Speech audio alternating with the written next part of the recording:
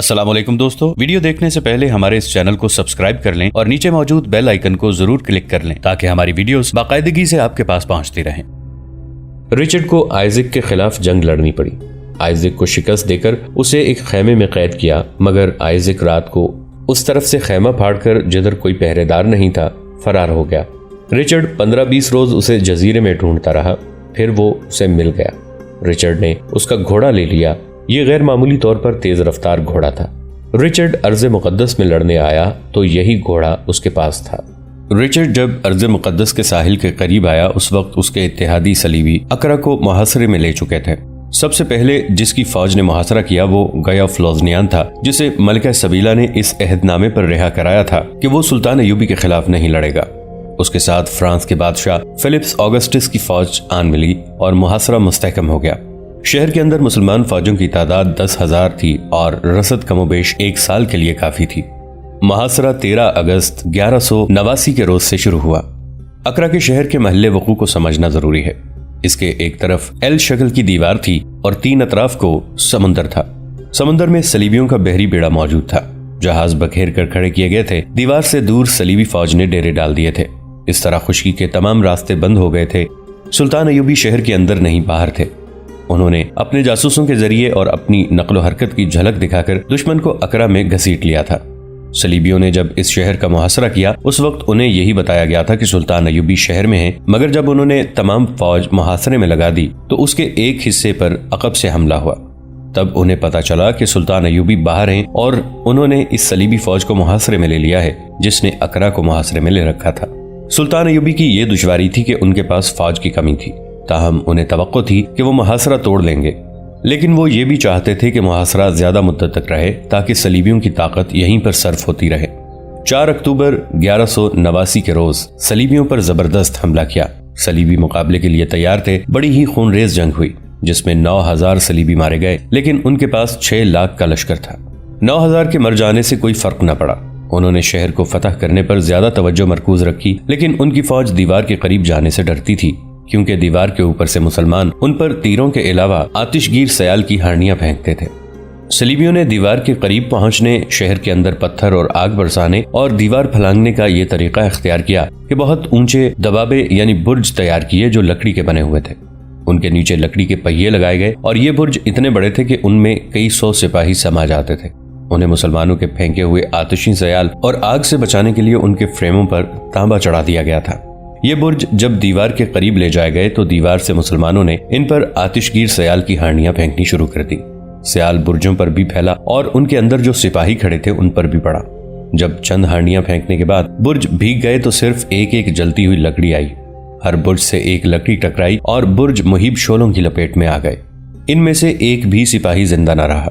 दीवार के बाहर एक खंदक थी जिसे पार करना सलीबियों के लिए मुश्किल था। उन्होंने इस खंदक को मिट्टी से भरना शुरू कर दिया, लेकिन शहर के अंदर की फौज इस कदर दलेर थी कि उसके जैश बाहर आकर सलीबियों पर हमला करते और वापस चले जाते। सलीबियों ने खंदक को भरने के लिए यहाँ तक किया कि इसमें अपने मरे हुए सिपाहियों की लाशें फेंक दी। फिर उनके जितने सिपाही मरते उन सब की लाशें खंदक में फेंक देते। अकब से उन पर सुल्तान अयूबी ने वसी पैमाने के शबखूनों के अंदाज के हमले किए, मगर सलीबियों का मुहासरा टूटने की बजाय मुस्तहकम होता गया। शहर वालों के साथ सुल्तान अयूबी ने पैगंबर कबूतरों के जरिए राब्ता कायम रखा था। दूसरा जरिया यह था कि एक आदमी जिसका नाम ईसा अल अवाम था चमड़े में पैगाम बांधकर कमर के साथ बांध लेता और समंदर में उतर जाता। वो रात को ये काम करता था। वो दुश्मन के लंगर अंदाज जहाजों के नीचे से गुजराया करता था। वो पैगाम लाता और ले जाता था। एक रोज वो इसी तरह आया। उसे शहर में ले जाने के लिए सोने के 1000 सिक्कों से भरी हुई थैली और तहरीरी पैगामात दिए गए। काजी बहाउद्दीन शद्दाद लिखते हैं, वो जब खैरियत से शहर में दाखिल हो जाया करता था तो एक कबूतर उड़ा देता था जो हमारे पास आ जाता। इससे हम समझ लेते कि ईसा खैरियत से पहुंच गया है। हम उसके कबूतर को वापस उड़ा देते। जिस रात वो 1000 सोने के सिक्के लेकर गया उससे अगले दिन उसका कबूतर न आया। हम समझ गए कि वो पकड़ा गया है। कई रोज बाद शहर से इत्तला आई कि ईसा की लाश अकरा के साहिल के साथ तैरती हुई मिली है। सोने के सिक्के उसके जिस्म के साथ बंधे हुए थे। लाश की हालत बहुत बुरी थी। वो सोने के वजन से तैर न सका और डूब गया। अकरा का हाकिम मेफ्राकोस था और सिपह सालार अली बिन अहमद अल मशतूब था। वो बार बार सुल्तान अयूबी को यही पैगाम भेजते थे कि वो हथियार नहीं डालेंगे, लेकिन बाहर से सलीबियों पर हमले जारी रखे जाएं और किसी न किसी तरह शहर में फौज, असलहा और रसद पहुंचाई जाए। یہی سلطان ایوبی کے سامنے ایک پیچیدہ مسئلہ تھا کہ شہر تک مدد کس طرح پہنچائی جائے۔ ان کی اپنی حالت یہ تھی کہ بخار سے ان کا جسم جل رہا تھا۔ اس کی ایک وجہ شب بیداری، دوسری وجہ اعصاب پر بوجھ، اور تیسری وجہ یہ تھی کہ وہاں لاشوں کے انبار لگے ہوئے تھے۔ گلی سڑی لاشوں کی اتنی زیادہ بدبو تھی کہ وہاں ٹھہرا نہیں جا سکتا تھا۔ اس نے سلطان ایوبی کی بیماری میں اضافہ کر دیا۔ 3-4 روز تو وہ اٹھ بھی نہ سکے۔ انہیں اقرا ہاتھ سے جاتا نظر آ رہا تھا۔ سلطان صلاح الدین ایوبی اپنے خیمے میں بیمار پڑے تھے۔ ان سے تھوڑی ہی دور اقرا کے باہر ان کے جانباز دستے اس صلیبی لشکر پر حملے کر رہے تھے جس نے اقرا کو محاصرے میں لے رکھا تھا۔ فلسطین کی تاریخ میں سب سے زیادہ خون ریز مارکے لڑے جا رہے تھے، مگر محاصرہ ٹوٹتا نظر نہیں آ رہا تھا۔ شہر کے اندر سلطان ایوبی کی محصور فوج کی نفری 10,000 تھی اور محاصرہ کرنے والے صلیبیوں کی تعداد 5 لاکھ سے زیادہ تھی۔ سلطان ایوبی صلیبیوں کے عقب میں یعنی شہر سے باہر تھے۔ ان کے پاس 10,000 مملوک تھے جن پر انہیں بہت بھروسہ تھا۔ مملوک عقب سے صلیبیوں پر بڑے ہی جانباز حملے کرتے تھے، مگر کوئی کامیابی حاصل نہیں ہوتی تھی۔ دشمن کی تعداد زیادہ ہونے کے علاوہ محاصرہ نہ ٹوٹ سکنے کی وجہ یہ بھی تھی کہ صلیبیوں نے اقرا کے ارد گرد مورچے کھود لیے تھے جو سلطان ایوبی کی فوج کے لیے بڑے خطرناک تھے۔ سوار جب حملہ کرتے تو گھوڑے مورچوں میں گر پڑتے۔ اقرا کے باہر میلوں وسط میدان جنگ بنی ہوئی تھی۔ لاشوں کا کوئی شمار نہیں تھا۔ اقرا کی دیوار کے باہر دیوار جتنی لمبی اور اتنی ہی چوڑی خندق تھی جسے عبور کرنا مشکل تھا۔ صلیبیوں نے اس خندق کے ایک حصے میں اپنے مرے ہوئے فوجیوں کی لاشیں اور مرے ہوئے گھوڑے پھینکنے شروع کر دیے تھے تاکہ یہاں سے خندق بھر جائے اور خندق سے گزر کر دیوار تک پہنچا جائے۔ جنگ کا شور و غل اتنا زیادہ تھا کہ فضا میں سوائے گدوں کے کوئی اور پرندہ نظر نہیں آتا تھا۔ گد کہیں اترتے، لاشوں کو کھاتے اور اڑ جاتے۔ ان گدوں کے درمیان تقریباً ہر روز ایک کبوتر اقرا سے اڑتا اور سلطان ایوبی کے کیمپ میں جا اترتا تھا اور بہت دیر بعد کیمپ سے اڑ کر اقرا کو واپس چلا جاتا تھا۔ محاصرے اور خونریز مارکوں کے دوران ایک روز یہ کبوتر اقرا سے اڑا۔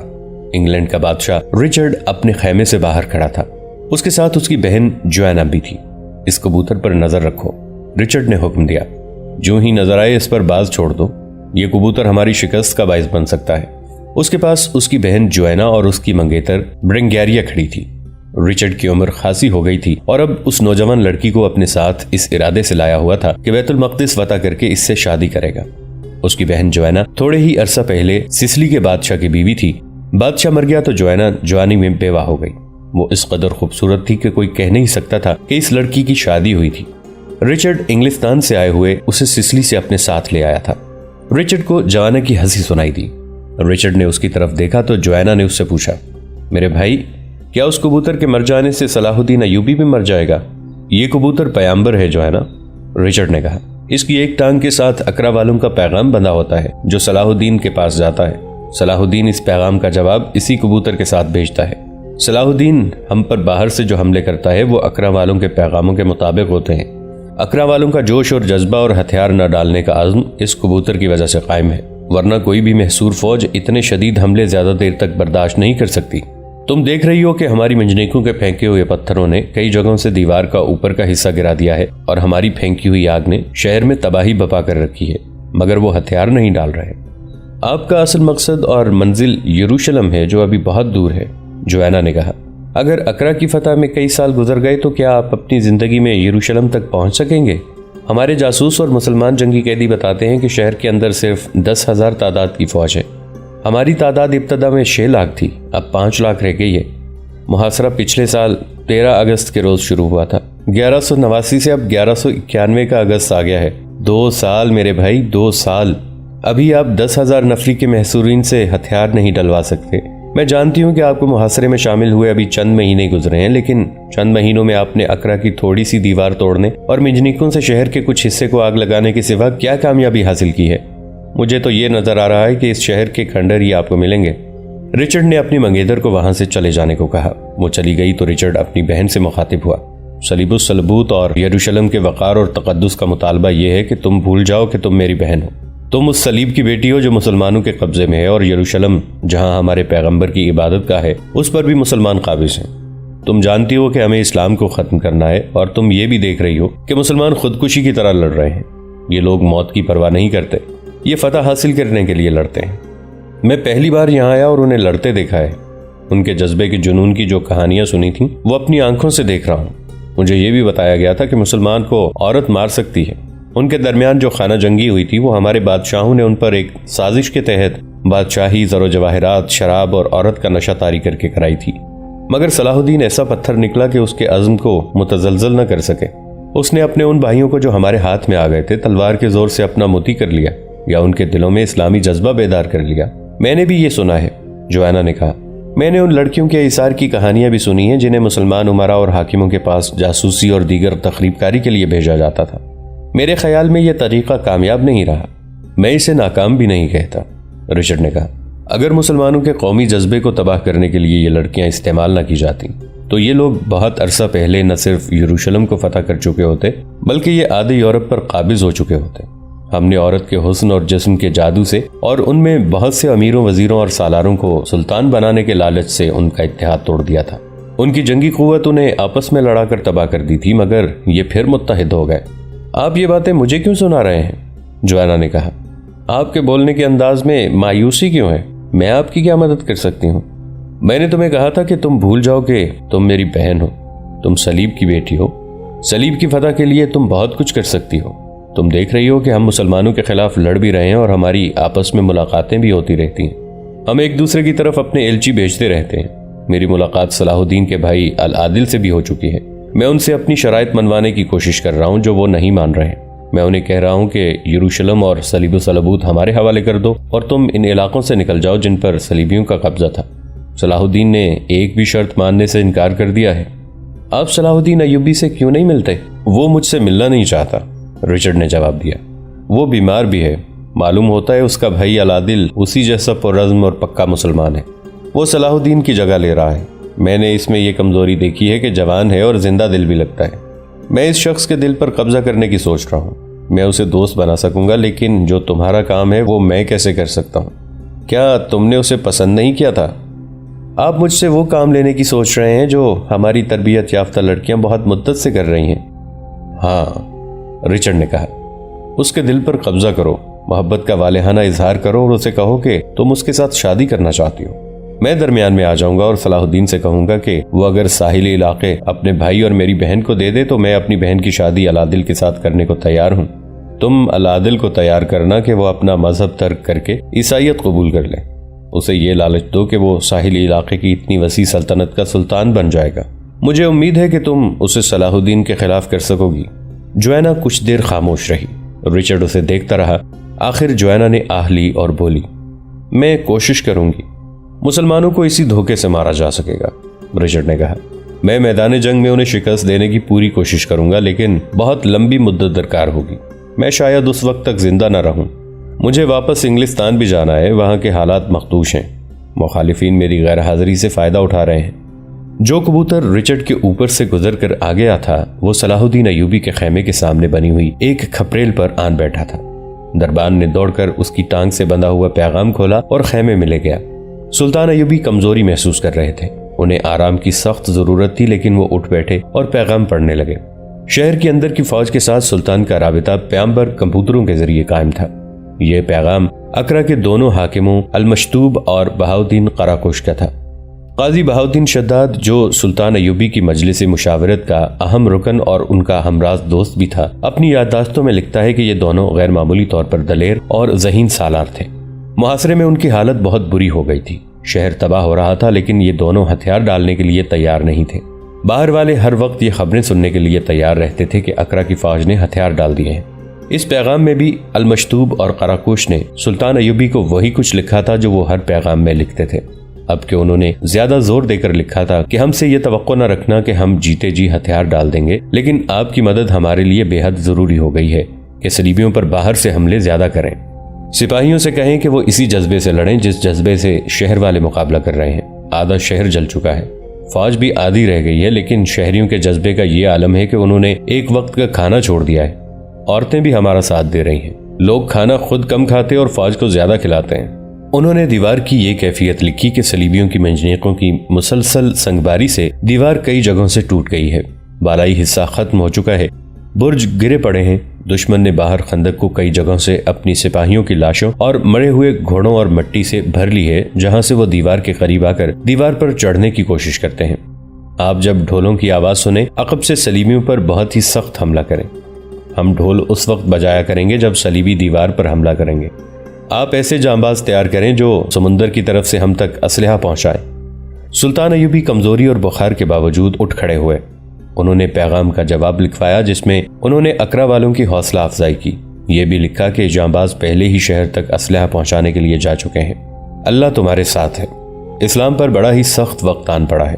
یہ میری ہی کوشش تھی کہ صلیبی بیت المقدس کی طرف بڑھنے کی بجائے اقرا کا محاصرہ کریں تاکہ میں انہیں یہیں الجھا کر ان کی جنگی طاقت کمزور کر دوں۔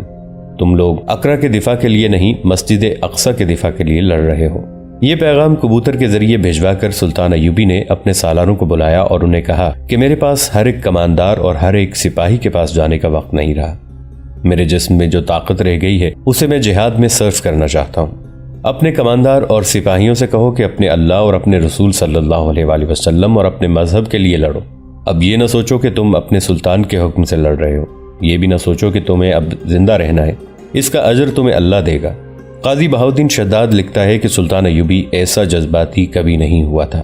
ان کی جذباتی حالت بالکل اس ماں سے ملتی جلتی تھی جس کا بچہ کھو گیا ہو۔ وہ سوتے نہیں تھے، آرام نہیں کرتے تھے۔ میں نے انہیں کئی بار کہا کہ سلطان اپنی صحت کا خیال رکھو، آپ اپنے اعصاب کو تباہ کر رہے ہو، اللہ کو یاد کرو، فتح و شکست اسی کے ہاتھ میں ہے۔ سلطان کے آنسو نکل آئے۔ انہوں نے جذباتیت سے کامتی ہوئی آواز میں کہا، بہاؤالدین، میں صلیبیوں کو بیت المقدس نہیں دوں گا، میں اس مقدس جگہ کی بے حرمتی نہیں ہونے دوں گا جہاں سے میرے پیارے رسول صلی اللہ علیہ وآلہ وسلم خدا کے حضور گئے تھے۔ اس جگہ میرے رسول صلی اللہ علیہ وآلہ وسلم نے سجدہ کیا تھا۔ وہ گرج کر بولے، نہیں بہاؤالدین نہیں، میں مر کر بھی صلیبیوں کو بیت المقدس نہیں دوں گا۔ قاضی شداد آگے چل کر لکھتے ہیں کہ ایک رات وہ اس قدر بے چین تھے کہ میں بہت دیر ان کے ساتھ رہا۔ انہیں نیند نہیں آ رہی تھی۔ میں نے انہیں قرآن کی 2 آیتیں بتائیں اور کہا کہ یہ پڑھتے رہیں۔ انہوں نے آنکھیں بند کر لیں اور ان کے ہونٹ ہلنے لگے۔ وہ آیتیں پڑھ رہے تھے، پڑھتے پڑھتے سو گئے۔ سوتے میں بڑبڑائے، یعقوب کی کوئی خبر نہیں آئی، وہ شہر میں داخل ہو جائے گا۔ پھر وہ سو گئے، لیکن میں نے دیکھ رہا تھا کہ وہ نیند میں بھی بے چین تھے۔ سلطان ایوبی کے خیمے سے اقرا کی دیوار نظر آتی تھی۔ اس کے باہر صلیبی لشکر یوں دکھائی دیتا تھا جیسے چیونٹیاں کسی چیز پر اکٹھی ہو گئی ہوں۔ رات کو اقرا کی دیواروں پر مشعلیں چلتی پھرتی رہتی تھیں اور رات کے اندھیرے میں آگ کے گولے دیوار کے اوپر سے اندر جاتے نظر آتے تھے۔ دیوار سے بھی ایسے گولے باہر آتے تھے۔ سلطان ایوبی کے چھاپا مار راتوں کو دشمن پر شبخون مارتے رہتے تھے۔ نیند میں سلطان ایوبی جس یعقوب کا نام لے رہے تھے وہ ان کی بحریہ کا ایک بڑا ہی دلیر کپتان تھا۔ اقرا شہر کے اندر رسد اور اسلحہ پہنچانا ناممکن ہو گیا تھا۔ پچھلی قسط میں ہم نے بیان کیا کہ شہر کے ایک طرف سمندر تھا اور ادھر صلیبیوں کے بحری جہاز بکھرے ہوئے تھے۔ شہر والوں کو سامان پہنچانا بڑا ہی ضروری تھا۔ سلطان ایوبی نے اپنے اس بحری بیڑے سے اس مہم کے لیے رضاکار مانگے تھے۔ یعقوب نے اپنے آپ کو پیش کیا تھا۔ اس وقت کے وقائع نگاروں قاضی بہاؤالدین شداد اور 2 اور مورخوں نے یعقوب کا تفصیل سے ذکر کیا ہے۔ وہ حلب کا رہنے والا تھا۔ اس نے بحریہ اور فوج سے سپاہی منتخب کیے۔ ان کی تعداد 650 تھی۔ انہیں یعقوب اپنے جہاز میں لے گیا اور بیروت چلا گیا۔ وہاں سے اس نے جہاز کو، جو بڑا جنگی جہاز تھا، رسد اور اسلحے سے بھر لیا۔ یہ اتنا زیادہ سامان تھا جو اقرا والوں کو بڑے لمبے عرصے تک لڑنے کے قابل بنا سکتا تھا۔ یعقوب نے اپنے سپاہیوں سے کہا کہ جانیں قربان کر دینی ہے، یہ سامان اقرا تک پہنچانا ہے۔ جہاز جب اقرا سے کچھ ہی دور رہ گیا تھا کہ صلیبیوں کے 40 جہازوں نے اسے گھیر لیا۔ یعقوب کے جانبازوں نے بے جگری سے مقابلہ کیا۔ جہاز چلتا رہا اور یعقوب اسے اقرا کے ساحل کی طرف لے جاتا رہا۔ جانبازوں نے دشمن کے جہازوں کو بہت نقصان پہنچایا۔ ایک فرانسیسی مورخ ڈیونسوف نے لکھا ہے کہ وہ جنات اور بدروہوں کی طرح لڑے لیکن دشمن کے گھیرے سے نہ نکل سکے۔ آدھے سے زیادہ مسلمان سپاہی تیروں کا نشانہ بن گئے۔ یعقوب نے جب دیکھا کہ جہاز کا بادبان برباد ہو جانے سے کھلے سمندر کی طرف بہ گیا ہے اور اب دشمن جہاز پر قبضہ کر لے گا تو اس نے اپنے جانبازوں سے چلا کر کہا، خدا کی قسم ہم وقار سے مریں گے۔